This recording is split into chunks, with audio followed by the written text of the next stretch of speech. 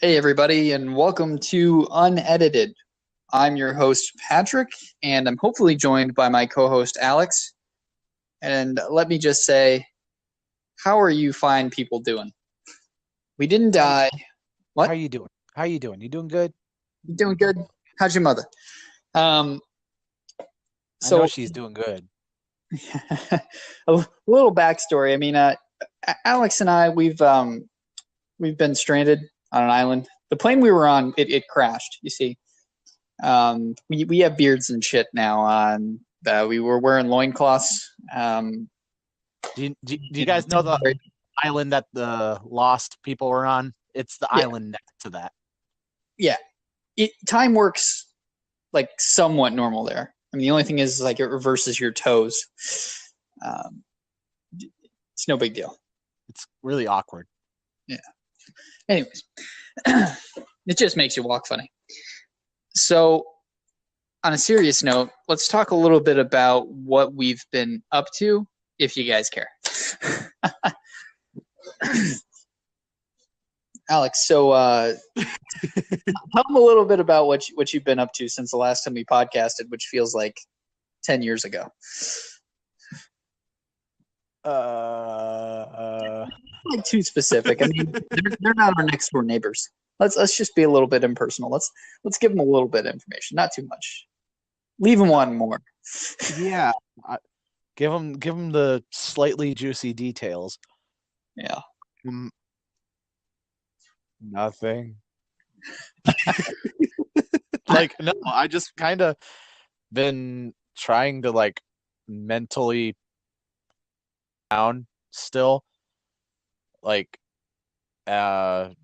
like trying to level out, which I think I am. Yeah. But like I'm still kind of being reclusive. Like isolationist. I've been playing Red Dead for the last forever, and like I've just been zoning out in that world, and I'm not hating it. I'm like doing that. So you're existing. I'm existing in this weird foresty Wild West. I'm Will Smith. Yeah. We all appreciate the reference. Yeah. I mean, yeah. How about you, Patrick? I'm currently wearing dress socks with sandals. So you're a Bradley Cooper wannabe asshole? No, I'm struggling with depression. So you're a Ryan Reynolds wannabe asshole? Yeah. What? Ryan Reynolds? What do you mean? I don't know. Didn't he come out saying that he had depression and anxiety and all that stuff? Yeah, he probably did. But everybody does. I mean, what might work for you might not work for me, for instance, or what might work for us might not work for other people. Everybody has their own coping mechanisms. I mean, I've never been so deep into depression as I am right now. I'm to the point where, and Alex, feel free to make a Pink Floyd reference, but I'm so deep into the depression that it feels comfortable, that I don't want anything else because it's what I know. And I'm sure a lot of you can relate. I mean, or at least a portion of you can relate. It almost feels like anybody that tries to give you anything or bring happiness or light into your world is messing with your way of life, and it frustrates you, even if it's good things. And I mean that's something I wanted to touch on a little bit. I mean, it's to the point where I'm sorry to say, I'm kind of comfortably, at peace with it, because it feels like it's the pain I know. It's the pain I'm familiar with. And I haven't said the name of the song yet, being comfortably numb. But yeah, you get my meaning. Well, you just did.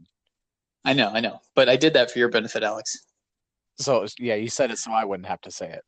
Exactly. And if you're some of those little tweebs out there, younger people, I don't mean that in a disrespectful way, but you need to go do some learning.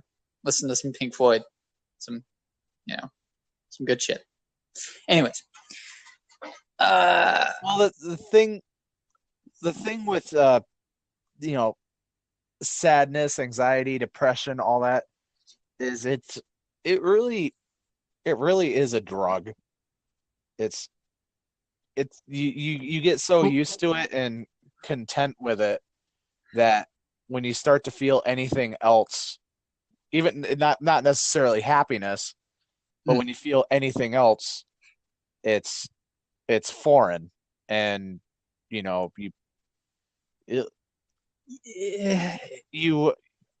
can't. It's such a weird thing. It's such a weird thing to say, but like you actively have to try to ignore it. No, like no, not at all.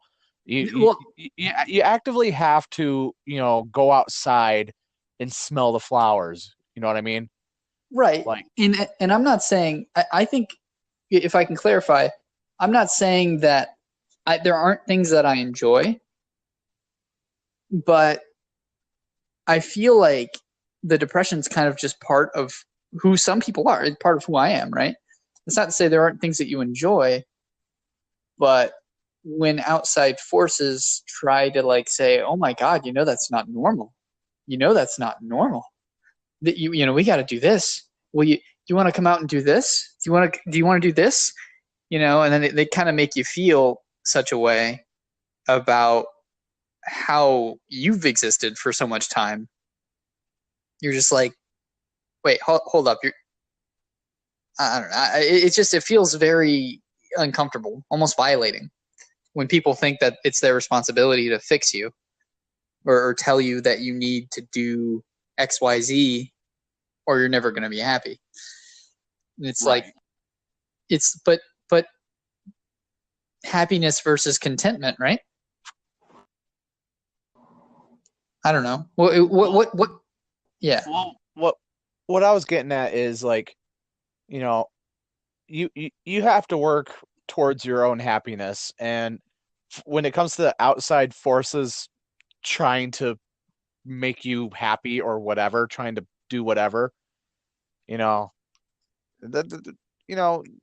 only you can make yourself happy. Yeah. I mean, I know it sounds weird. Like, some people are like, no, like I have a girlfriend, she makes me happy. It's like, no, you're making yourself happy because you're happy in their presence, or you're happy because they did the thing for you. It's not, they didn't give you this happiness. You've allowed yourself to be happy in that situation. So like in a situation where someone's saying like, oh, you're depressed, you should come to this party. But if you're like, I don't want to fucking go to the party, then don't go. Exactly. But like, if someone tells you something that you would actually want to do, like, hey, let's go to a concert, and your brain is like, yeah, go I fucking like concerts. Yeah. But like, no, you should, because no one knows what's going on in your own goddamn brain. So like, I would just say, be honest. Like, I don't want to fucking go to this party. I want to go to a bar. I don't like, but like, I wouldn't shut out the world. I would say like, what I want to do is go to a concert. What I want to do is go to a fucking museum. I don't fucking know. Like, something, like open the dialogue to the world, and someone will respond. Hopefully, not a hooker. What's kind of interesting is I've had, and this has been like this is how I've noticed, because otherwise I wouldn't even have known that my depression has gotten worse, because I feel better. Like I said, that comfort level has gone up with my depression. I feel better. I feel more at ease. But other people have noticed these things in me that I didn't even realize that were happening. It's like, they're like, hey, Patrick, would you like, let's say a cookie. Do you want a cookie? Like you're getting given a cookie at work or whatever. And you're like, oh, no, thank you. And then like the next day they're like, hey, you want to you want a sandwich? We're buying lunch or something. You go, oh, no, thank you. Or like, hey, do you want to go to the bar, or do you want to go, hang out and do whatever it is? And I'm like, oh, no, I'm all right, thank you. I'm very cordial and very polite, but they're like, man, Patrick, you don't like anything. And I'm like, and they're like, what do you even like doing? And I go, oh, caffeine and junk food. Like, I used to have a trifecta. I used to be big on, I like gambling too, but that's a separate thing I haven't gotten to do in a while. But no, I used to love driving, caffeine, and junk food. Those are my pillars. But now it's just the caffeine and junk food because I don't drive much anymore. But the fact is when they ask you that question, that's a very stark question when you don't have an answer. Right. You go, holy shit. I don't really like many things, it seems. And then you have people that say, oh wow, that's you should talk to somebody. You should talk to somebody. You should talk to somebody. It's like, what am I going to talk to them about? I mean, pop psychology. It's like this weird thing of when someone's like, oh, you should talk to somebody, and it's like you kind of want to be like, well, I thought I was talking to you right now, but okay. Yeah. Well, yeah, that too. I mean, yeah, aren't we in an open dialogue? I thought we were talking already. Yeah. And I mean, like, oh, people can't help you. Don't talk to me. I don't want to talk to you about this shit. Like, oh, okay, asshole. Yeah. It's like, God, I wish I had someone to hang out with. It's like, you want to hang out? Oh, no, that's not what I meant. Oh, cool. Thanks. Thank you. I appreciate that. But no, I mean, that's something where I think it's so strange that I've noticed this sensation of genuinely preferring my own internal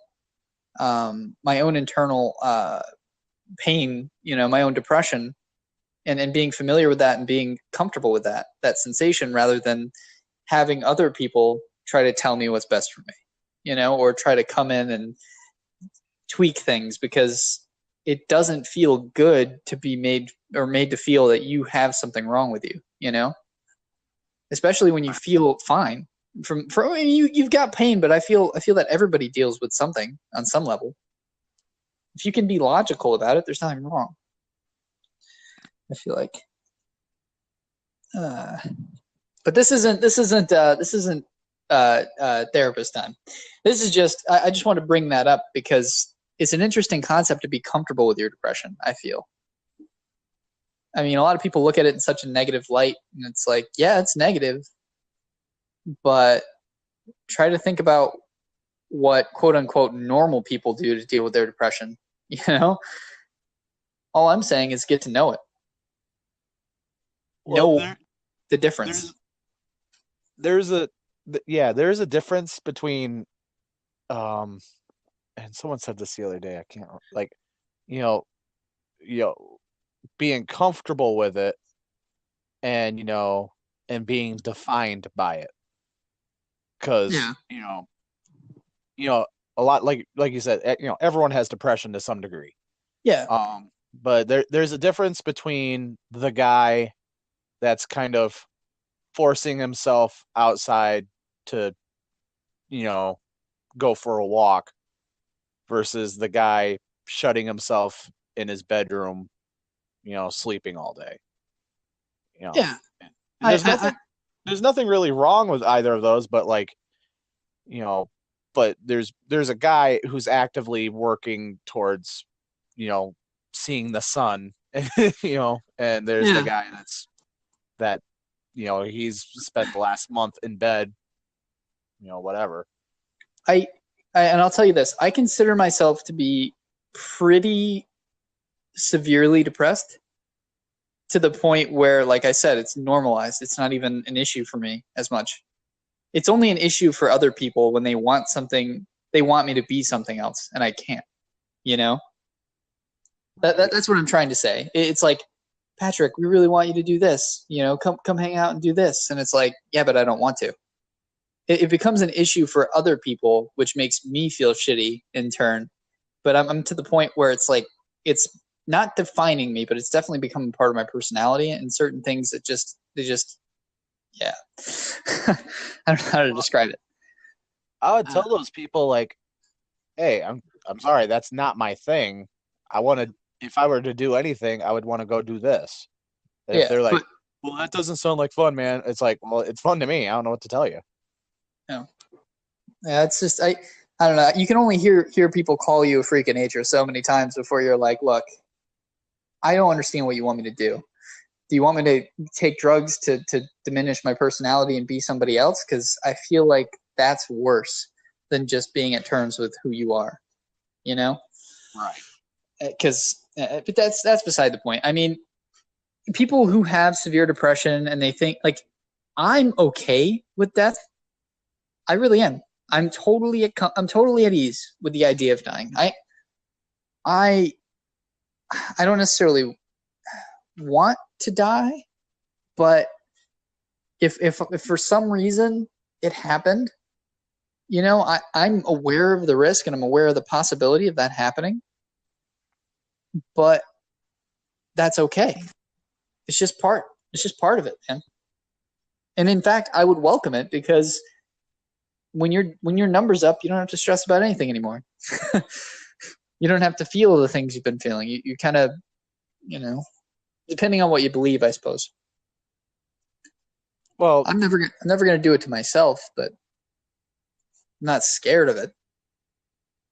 Well, the thing that's a harsh reality is like when you die, you're dead. There's just like it just is like it's a promise, is what it is. Yeah. No, it's guaranteed. Yeah, promise. It's a guarantee. There's not gonna. I promise you'll die. No, trust me. Trust me. Are you sure? From the moment, like, yeah. From the moment you come into existence, there is a promise of death, and I hate how dark that sounds, but it's true. And it's not a bad thing. It just means you get relieved of your earthly duties, I guess. I want to argue with that word promise, like, cause it's not a promise. Because the thing is, promises can be broken. You gonna go get some artificial organs? You're gonna get heart transplants and like fake limbs and skin rejuvenation? I'm saying promises can be broken. Death is a guarantee. You can't break a guarantee. A certainty. Okay, a certainty. We can agree on that. A certainty. I'll compromise. I'll say certainty. All right. I just like the way promise sounds in my melodramatic. It sounds like a depressing Elton John song. Like death is like death is a promise.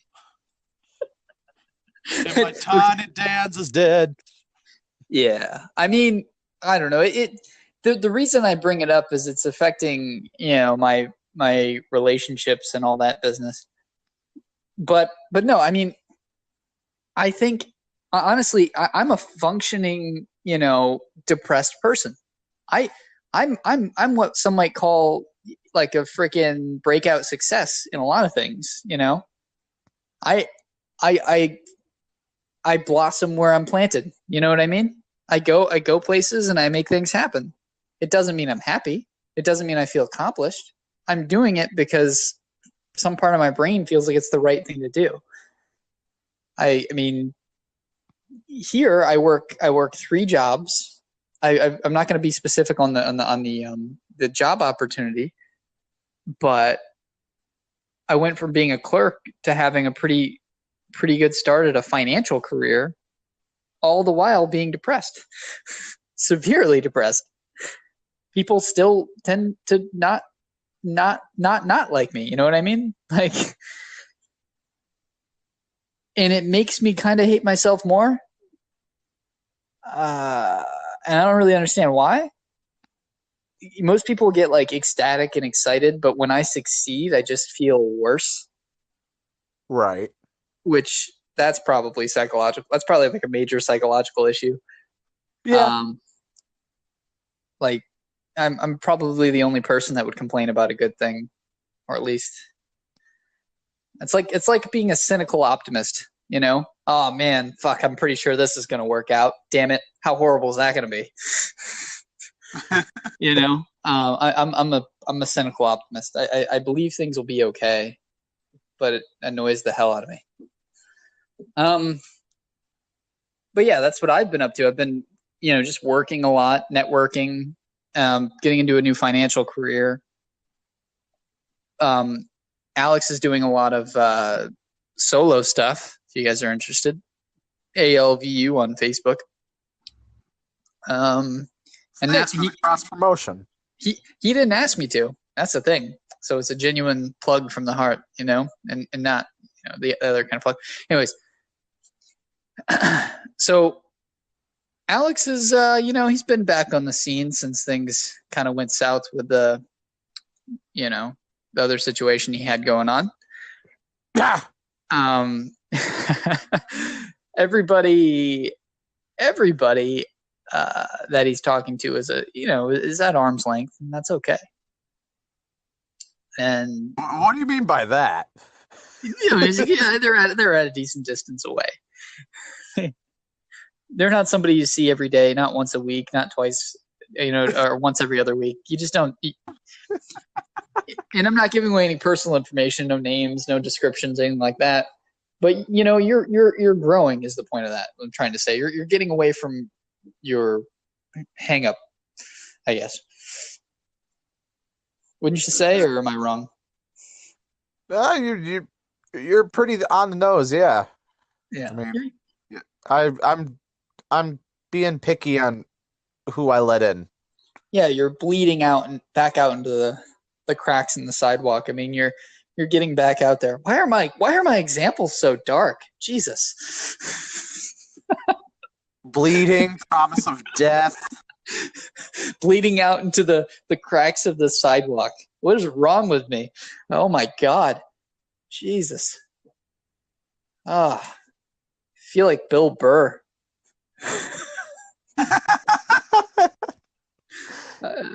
God.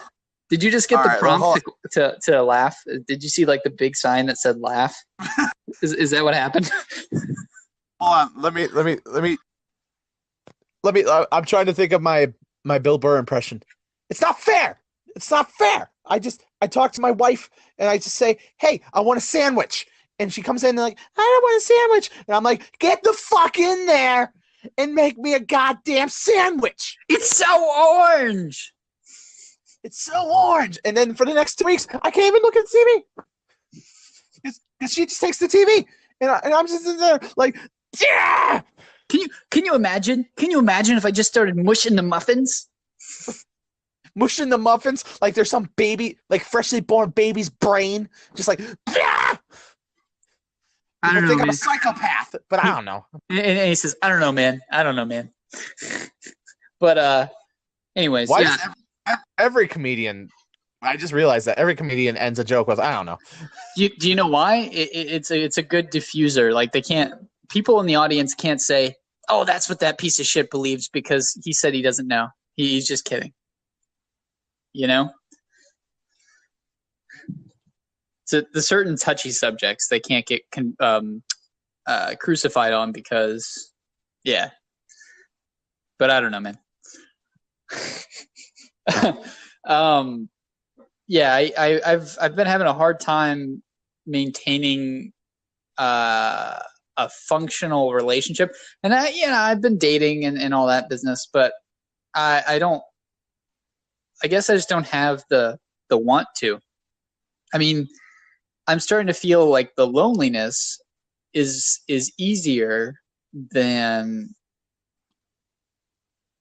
the I mean, like the inherent loneliness, and it's like it's not all the time. It's not an all the time thing, but there are those moments where you're wishing that you had somebody, right?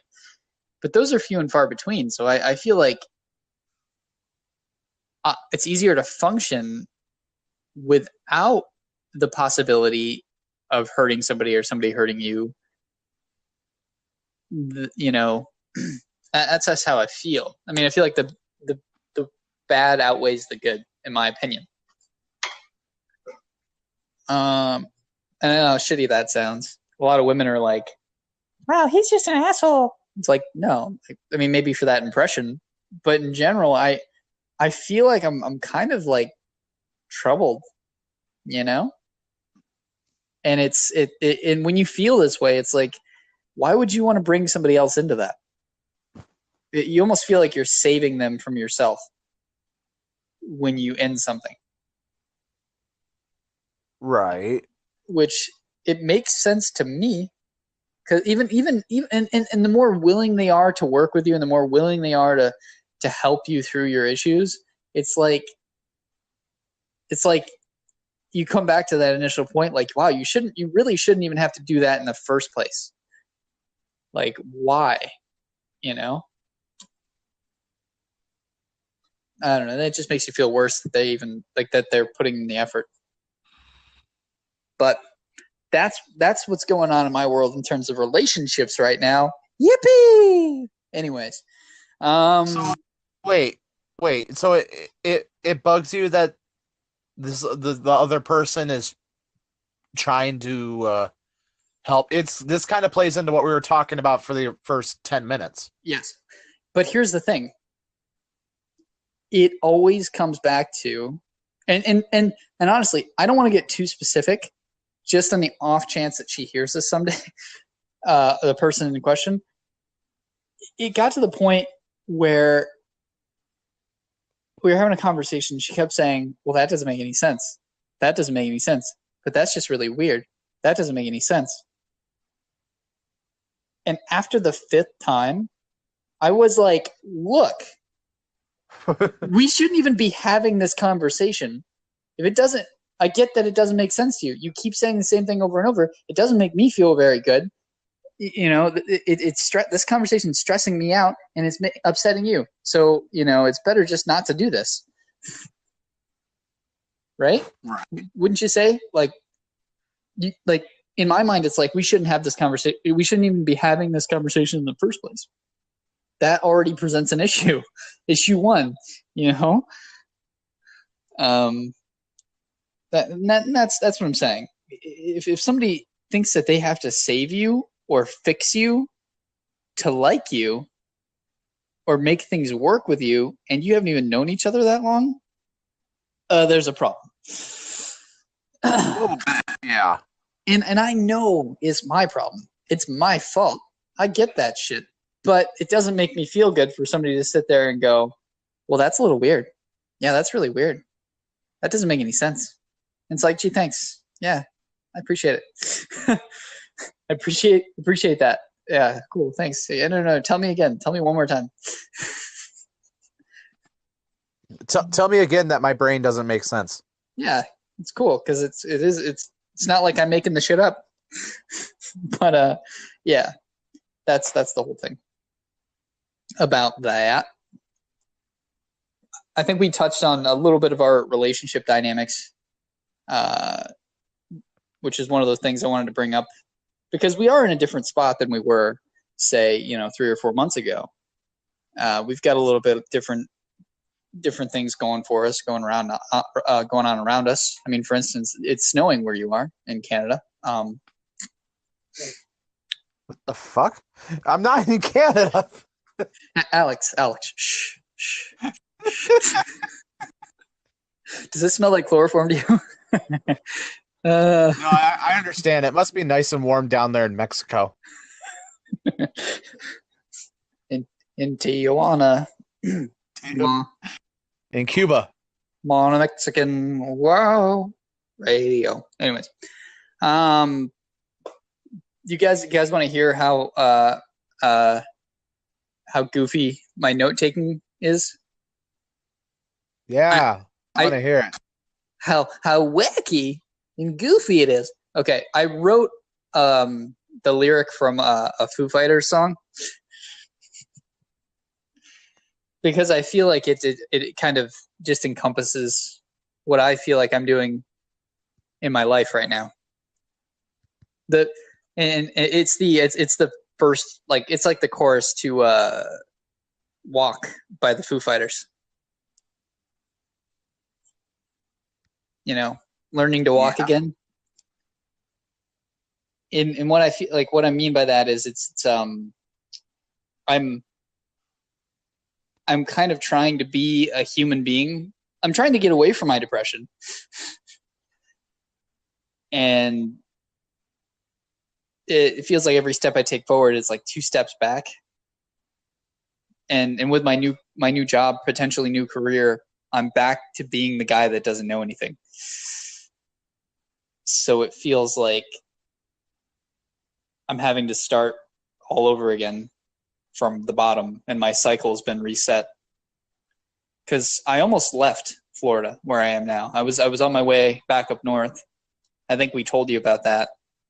And then my clock got reset, basically, with this new opportunity. And that, I don't know. It's just, I think in life, it's good to hit reset sometimes on your anxiety, on your fears, and all that. Like, I mean, even you, Alex, I'm sure you've had to kind of readjust your perspective a little bit. Well, hell yeah. Yeah, I mean, and that's what I'm saying. That's what I'm getting at. And I think every now and then it's important in life to get off your own clock and like hit the reset button in some kind of way to enhance your perspective of and your understanding, I guess. Yeah, you gotta. It definitely is helpful, especially after a stressful situation or just a bad state of mind or whatever. Because what like for me, like, you know, it's no secret I had a breakup. For like 3 months, it was a long time that I just dwelled in this pit of fucking shit and drinking. Typical. Oh God, man!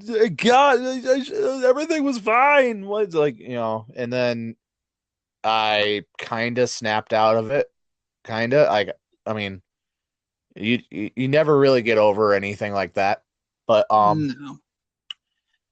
but yeah, you kind of reset after a while. Like it clicks in your brain that, like, well, for me, the way I look at it is I feel like my brain got bored of being depressed over that. Yeah.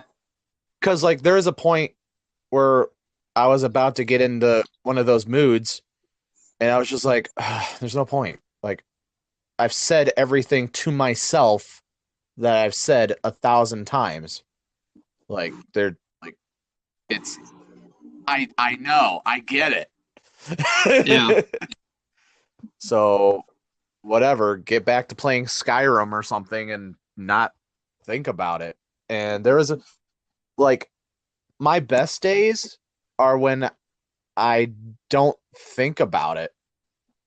Yeah. And given it crosses my mind at least once or twice a day, but there have been days where, like, I'll work and then I'll do music stuff and I actually don't think about it, and those are the most productive days.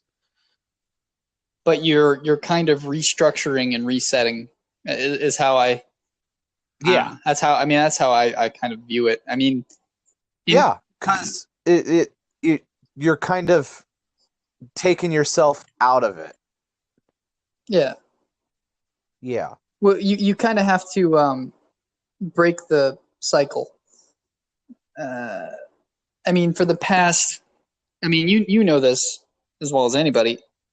The past 4 years, I've moved like every 6 to 9 months.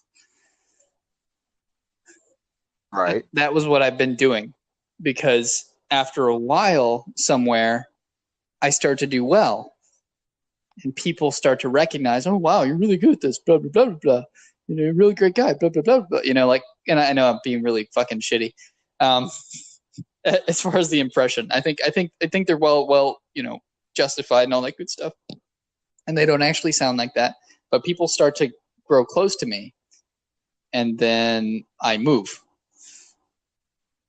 I start to get kind of a familiarity with where I am, and things start to feel routine, and then I run. But right about that time, about the eight or ninth month here, I was getting ready to run again. I mean, granted, I was going to go back to people I was familiar with and I cared about, and and that was a nice prospect, and it still is, to be honest. But Yeah. I was offered an opportunity, one that the logical part of my brain was like, dude, if you walk away from this, you're going to regret it, and you're going to feel like a dumbass. So then that kind of overpowered my panicky, oh God, my claustrophobia, I got to get out of here mentality. And it said, hey, listen here, fucker. If you don't do this, you're going to fucking regret it. And you're not going to be honoring the people that have died and all that good stuff. They're not going to be, you're not going to make anybody proud if you walk away from this opportunity. You're not going to better yourself. You're just going to be a POS, like flaky person. Anyways, yeah, the voices in my head kind of suck. But anyways, it reset my clock. Now I feel like I feel like I have to stay at this job for like 9 months or a year, at least. I mean, reset the clock. One thing to keep in mind is if you're not happy, then don't stick with it. Yeah. But it's new. It is new, but again, if you're not happy, then don't fucking do it. Because your brain, your mental health comes first before.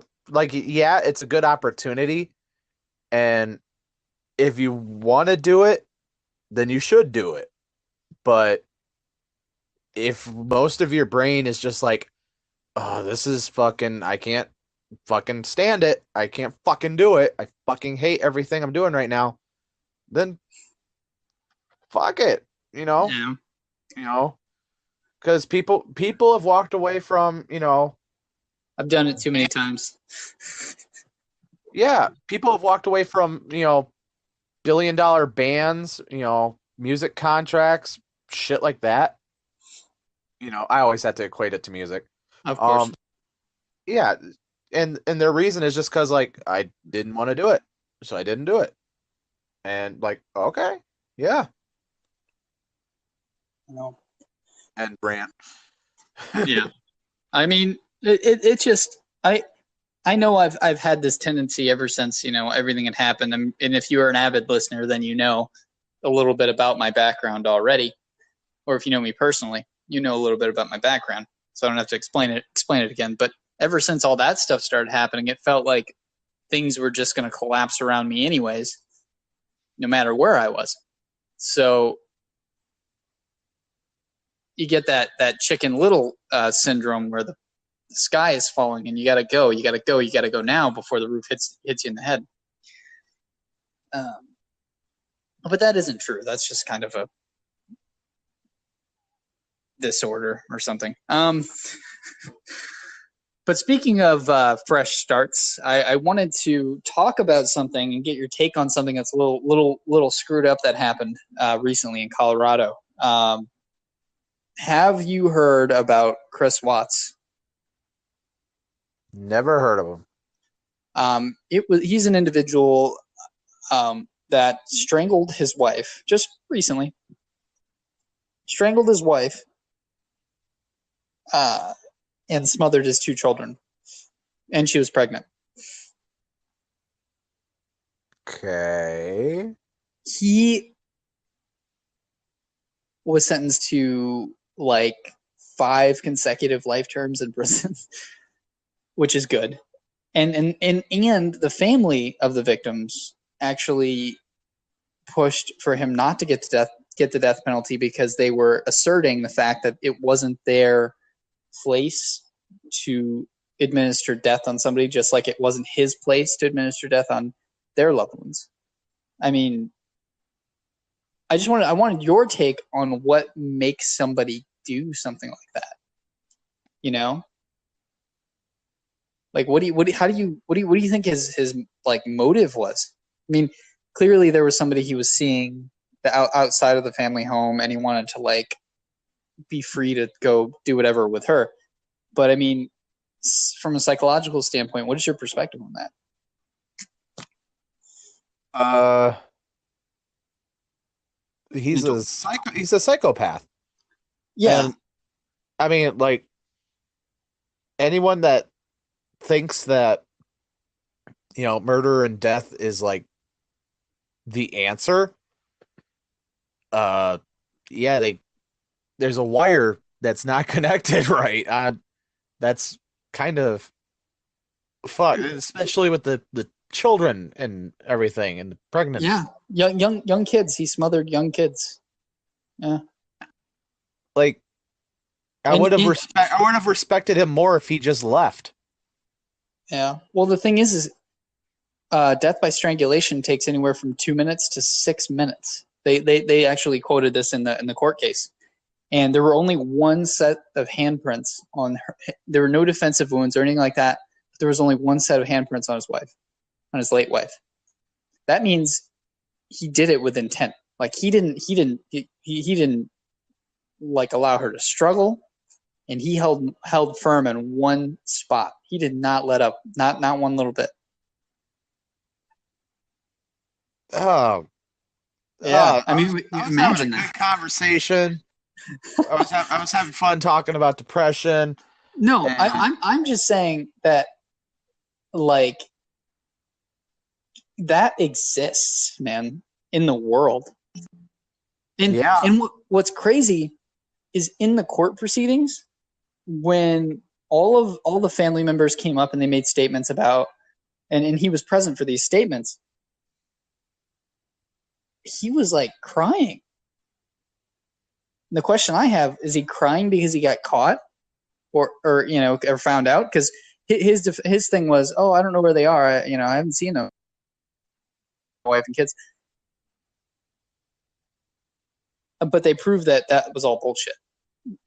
But in the court, he was like crying, bawling. Right. That implies he has empathy in some degree. It just seems like a really interesting thing psychologically for me. I'm trying to. Do you think he actually gave a shit? Do you think he actually regretted killing? Because he'd have to kill his wife. Then he would actually have to go from killing his wife to killing one of his kids, and then the other kid. Like, you couldn't do it all at once, barehanded. It was deliberate. The fact that he had the strength, the mental strength, and the energy to do that one by one, by two, whatever. Yeah. And that it was such a personal way he did it. That's what I'm saying. Like, a normal person, a normal functioning person would more than certainly be freaked out after they killed one person. Like, if you killed one person, you'd be like, oh shit, I just killed somebody. What do I do? You wouldn't have the presence of mind to then go into your children's bedrooms and be like, well, fuck you too. There's no, like, there's something wrong there. Definitely. Right. Yeah. Like, you would be shaking. You'd be looking at your hands. You'd be like, I can't believe I just did that after one person, in my opinion.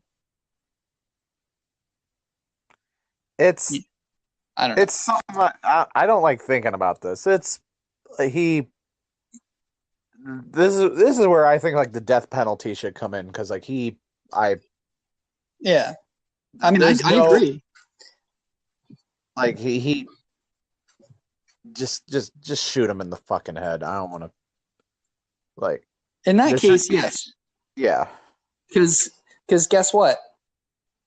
He wasn't just trying to pet him. He definitely freaking, there's an Of Mice and Men reference.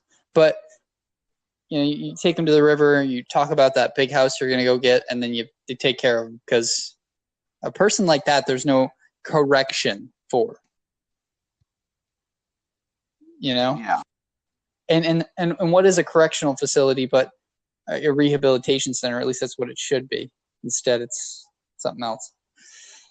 And he's gonna be in prison until he dies, because they didn't even give him the death penalty because the family didn't want it. They want him to sit behind bars and suffer. Yeah.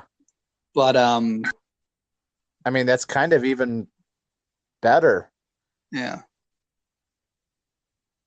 To know that like nothing, you will never leave that yard, that building ever again. Like, just ever. Yeah. You might as well be dead, right? Yeah. But like that's your own hell. And to like, if you believe in hell, like that's a living hell. Now imagine what your dead hell would be. This is dead hell. Yeah. This is a living hell. But what's like a dead hell? Prison. I don't know. Yeah. But honestly, I don't think he'll last long in prison. Because the word gets out when you go to a federal prison, and if you've harmed children or women, most of the time you get shanked. Yeah, I mean, most of the time you get shanked. I've watched a lot of true crime shows and like documentaries and stuff. He's fucked. He won't make it long. Yeah, he'll probably get shanked or something, or they'll keep him in isolation just so he can't get shanked. But once the guard lets it out into the population, people are going to know what he did, and he'll have like a red mark on him. He'll have like a bad mark on him. Yeah, and they might even rape him in the shower. Yeah. And the thing is with guards, they obviously can't turn their backs on something like that for too long, but they can delay the response time. Like, oh, Dave, whatever the guy's name, like, oh, David got shanked. Take your time getting down there and helping him. Yeah. He's just getting his head kicked in, Yeah, of course, like I said, they can't advertise that, but they'll go, oh, yeah, him. Yeah, we'll send someone down there right away. Oh, wait, no, stop. Yeah.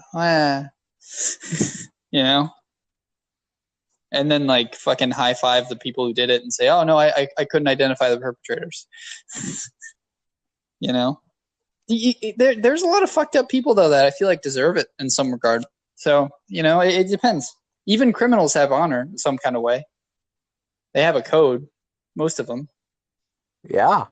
I mean, there's cardinal rules. I mean, as a species, we've always regarded children, like we're the older ones are supposed to look out for the younger ones and be their protectors regardless of who it is. I mean, there's that protective instinct most people have, where if you see a kid by themselves, you're like, oh shit, what's that kid doing by themselves? Where are their parents at? Like, we all have that instinct, or at least most of us do, right? So right. To think of how the fact that people who harm children or do things to children are regarded in such a way is totally understandable, because we're all like, that's pretty fucked up, this is our future, what are you doing to our future? But I don't know, those kids didn't deserve what they got, and neither did his wife. So not to make light of it at all, yeah, but I would like to think that he like justified it in his head for some stupid reason, like, oh, I told him to do how old were the kids? Young, like freaking. We could throw the edges of six on them, 6 and 7. I'd say 6 and 7 average. Yeah.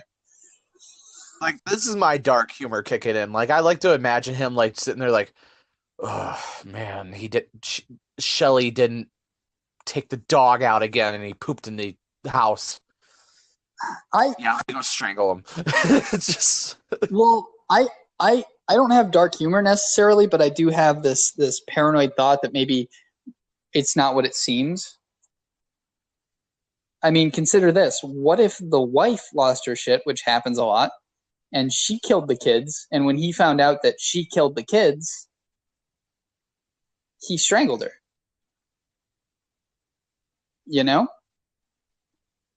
Hey, that's kind of fucked up.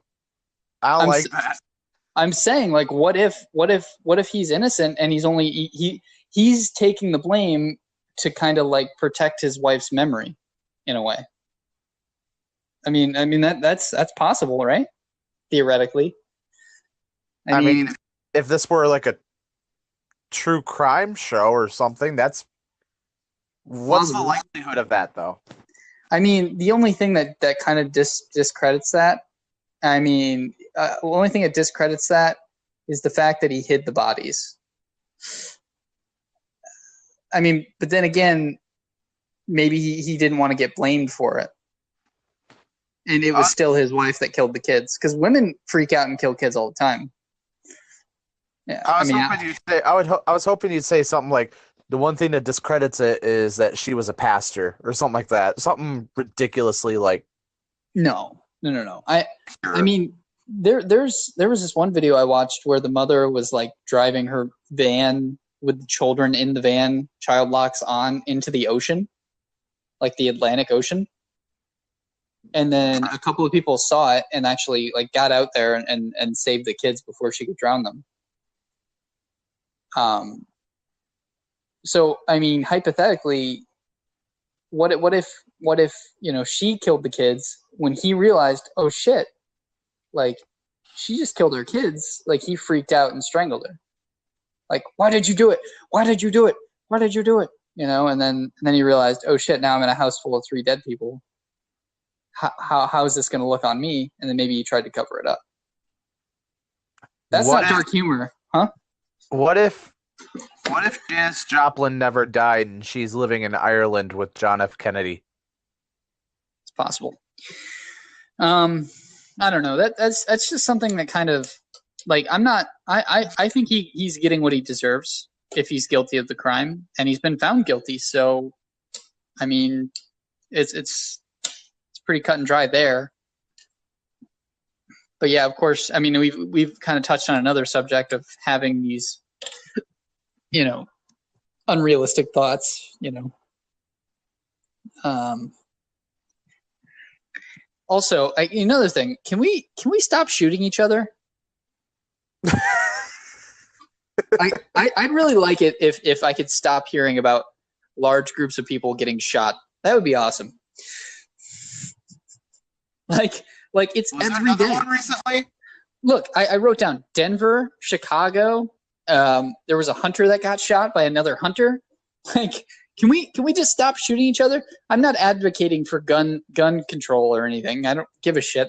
But can we just stop shooting each other? Like, how hard is it? Just for like a day. Yeah, like, can we not have it in the news for a day? I swear to God, it's as regular as checking lottery numbers. It's sick. Like, and it's not just one place. It's Colorado, Denver, Colorado. It's Chicago. It's California. It's Orlando, Florida. It's, North Carolina, South Carolina, Virginia. Like, it's all over the place, dude. There's no place where it's like there's not a risk of it.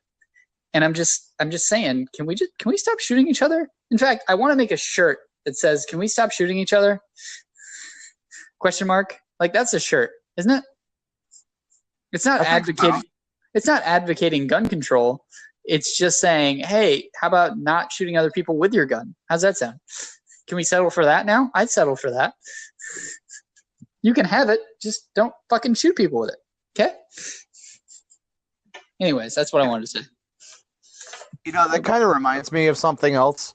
Yeah. There's this band I follow, and the band is really good. I won't say their name because I'm going to be kind of talking shit about them. But they're like super vegan, animal protesty people. I already don't like them. Yeah. But like they made this post earlier, I think it was today or yesterday, about this woman in the UK trying to get like 50,000 signatures or 500,000 signatures to approve a eating dog. And like the whole point was like speciesism or something, to where like you guys you guys don't understand that, like, cows have feelings, chickens have feelings. You know, if you're fine with eating that, then you would be fine eating a dog. So you should sign the petition. Yeah. Yeah. I totally agree.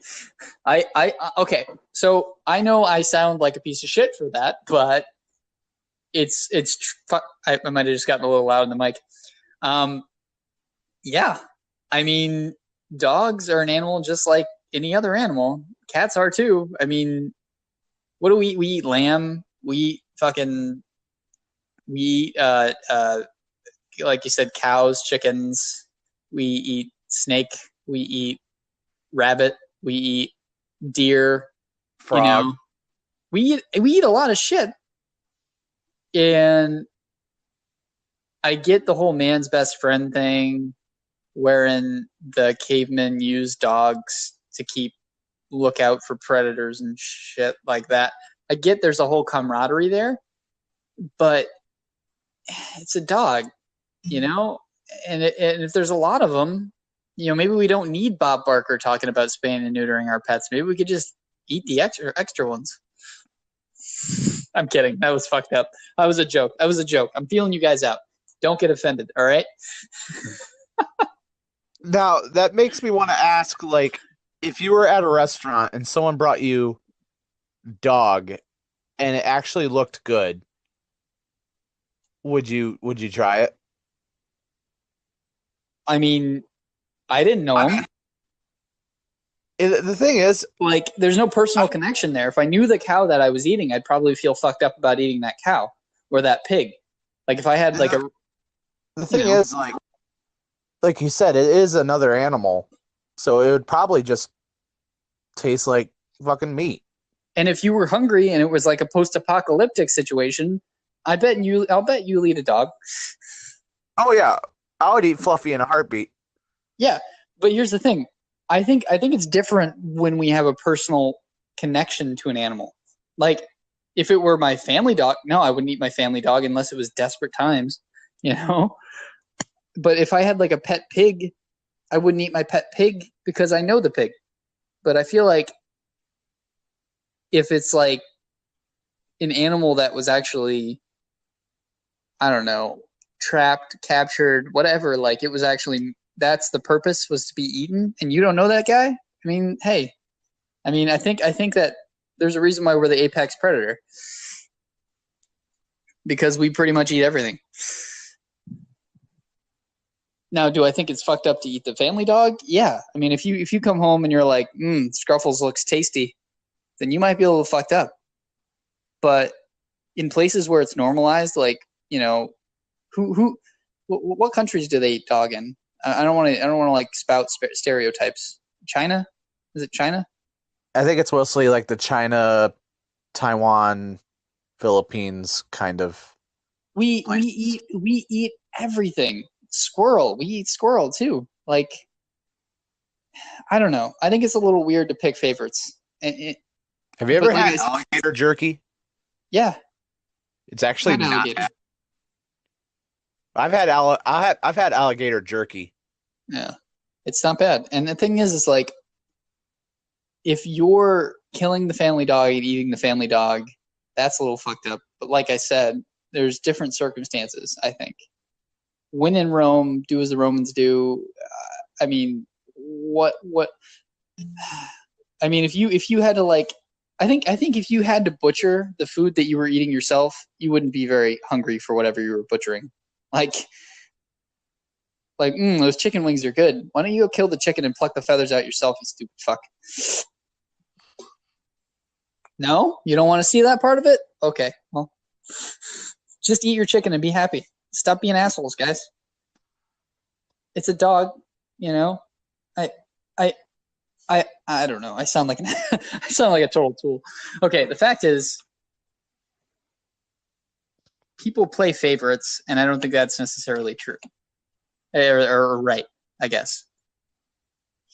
That I got really violent toward the end there. I apologize, guys. Well, you know what? We're We're about 10 seconds into our first hour. Is that right? 4, 3, 2, 1. And we finished our first hour. Yeah. Well, I just hate I don't hate, but I really dislike the people that are like, oh my God, meat is murder. But have you tried KFC's new chicken bucket? It's like, really? You're gonna be that guy? You won't eat a steak, but you're gonna go to KFC and get the chicken fingers? Do they even have chicken fingers? I don't know. Oh man, BK's got 10 for $1 nuggets. Gotta go get those. But also, meat is murder. I need another one hitter. Are you kidding me? Get out of here, you fucking tool. All right. No, like, again, I'm not saying that eating every dog is cool. But under the right circumstances, yeah, I'd eat a dog. I gave you the opportunity to change the subject. No, I just wanted to say that. Really quick. Okay. I gave you I want to get on positive news. Oh, sorry, what? I want to get on to positive. Stop looking at your phone. Anyways, I want to get on to positive news. Tekashi 69 is going away for life. Prison. He's going to prison. Sweet. Woo! Who the fuck is that? Exactly. No, you've seen him. You've probably seen parodies of him, if not actual pictures of him. The dude with the rainbow hair and the rainbow grill. The mumble rapper guy. The one that got beat up and went to the hospital and shit. You know that one? No. Anyways, Tekashi 69 is going to prison for life. Which I'm happy about. And I'm not happy at his misfortune. I'm kind of happy I won't have to see him in the news anymore. I have no idea who you're talking about. He's going for racketeering. It's upsetting. I just find him so annoying. And I find a lot of the mainstream quote unquote musicians today annoying, because it's like, you don't have musical talent. You just had money for a really good computer and editing software. Yeah. And I mean, Alex, you'll know this more. You'll understand. You have a better idea about this than I do, even, because you understand what goes into it. But they can afford to pay somebody to edit their music or synthesize their voice into something that's I'll give them somewhat catchy in some cases, and they just pump it into people's heads until eventually it gets stuck in there, and then people are buying their albums and going to their concerts to be disappointed, and it's like, and then once they're out in the air, it's like then they have fame they essentially purchased, and they have an income just for being alive. I don't know. That's why people like Tekashi 69 bother me. Or the chick from the Dr. Phil episode where, yeah, I'm not even gonna say her name. She doesn't deserve the notoriety. You've brought her up a lot. Because it's fucking stupid. She's 15 or 16 and she makes millions because she disrespected her mother on national television. That's retarded. And it still is it continues to be retarded. Sorry for the use of the word retarded, but some things are retarded. God. And I apologize for taking the Lord's name in vain. God bless you. All right. Moving on. Wombat shit is square. Is it? Yeah. Wombats poop in cubes. Cubes, not spheres like giraffes, but cubes.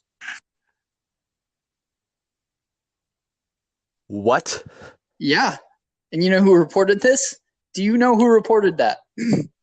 USA Today had a headline that said, "Wombat poop looks like cubes." So I felt it necessary to mention it in a podcast.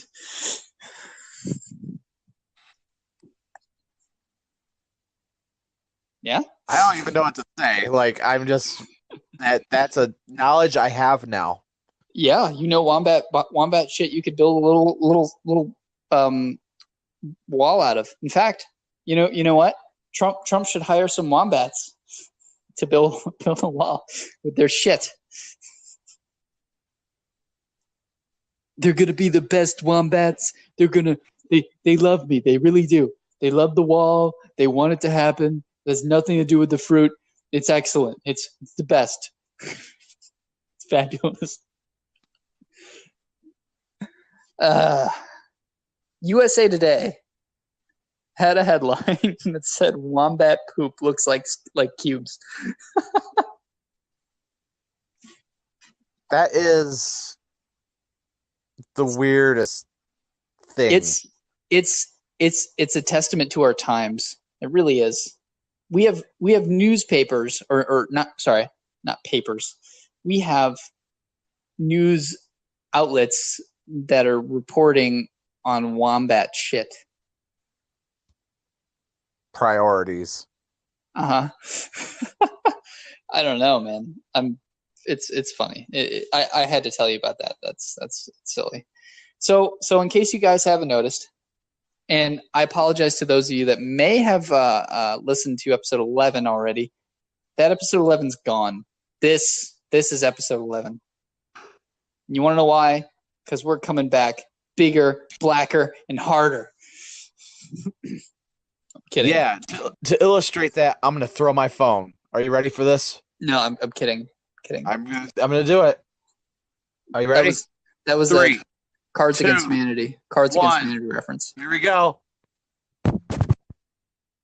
Cards Against Humanity reference, folks. I was just it was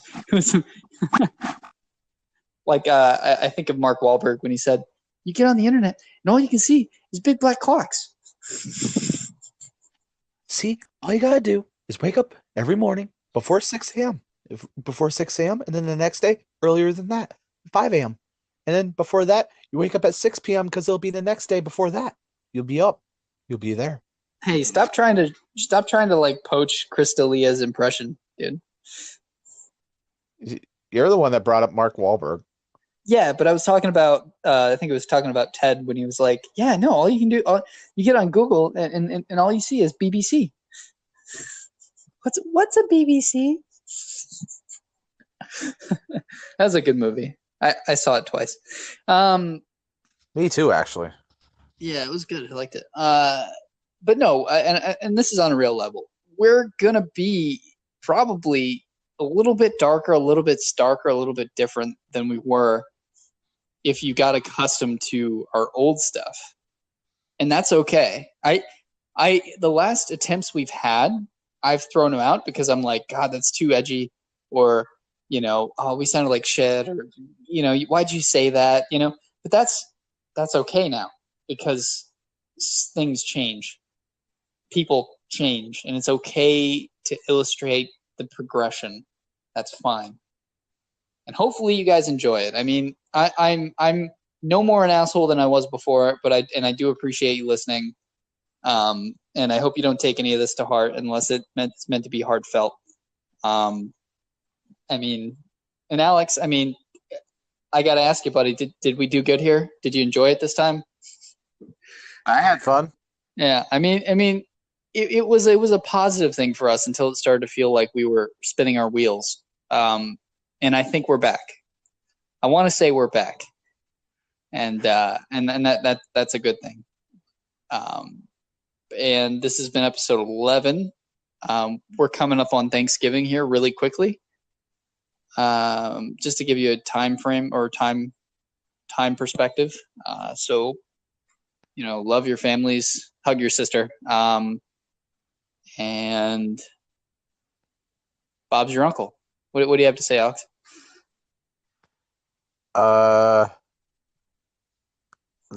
I'm certainly happy to start unedited Phase 2 Electric Boogaloo.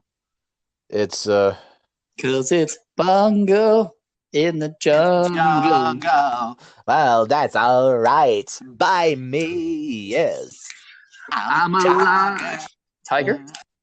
Yeah, I'm a tiger when I want love. Well, I'm a snake if we disagree.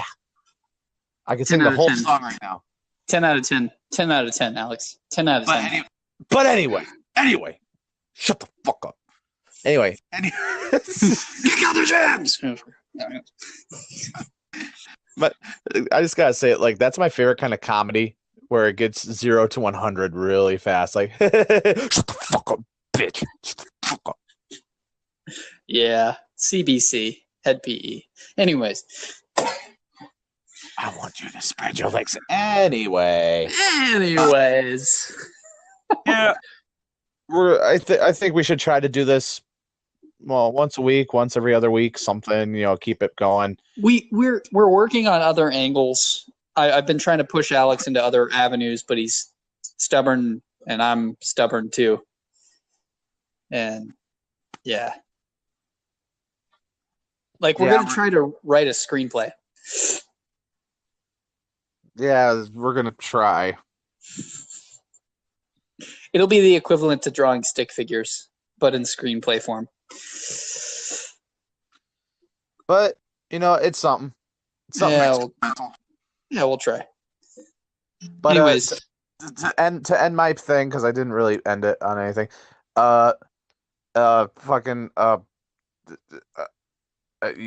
You all should wear your seatbelt.